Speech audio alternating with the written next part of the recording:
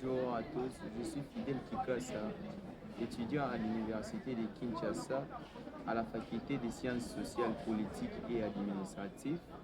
Alors, aujourd'hui, je viens vous parler d'un grand projet intitulé Corridor de Lobito. Alors, les corridors de Lobito est un grand projet de transport régional qui relie les zones minières du sud-est de la République démocratique du Congo et de la Zambie au port de Lobito situé sur les côtés atlantiques de l'Angola. Ces corridors combinent des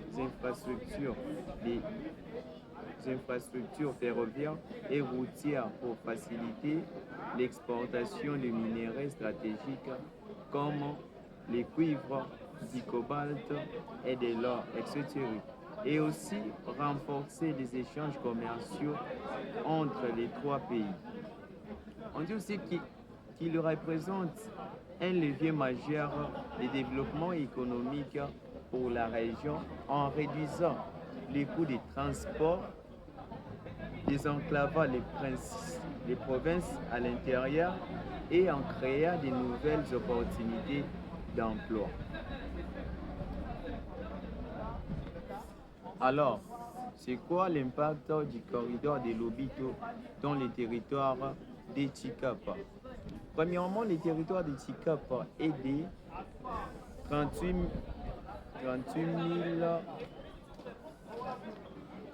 382,2 km² ou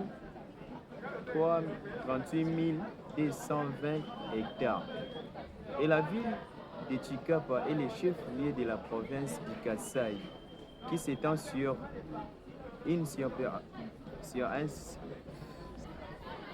de 95 631 km. Il est important de ne pas confondre la superficie du territoire avec celle de la province. Alors, dans le territoire de Chikapa, la population vit principalement de l'agriculture, de l'élevage et de la pêche. Ces activités traditionnelles, comme le paysanat agricole familial, qui assure une grande partie de la production nationale, sont les fondements de l'économie locale.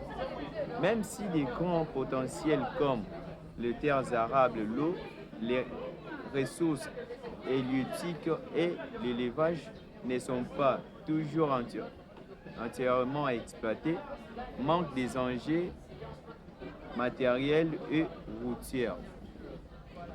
Prenons l'exemple de l'agriculture. L'agriculture est l'activité principale avec le paysanat agricole familial qui domine la production alimentaire. L'élevage.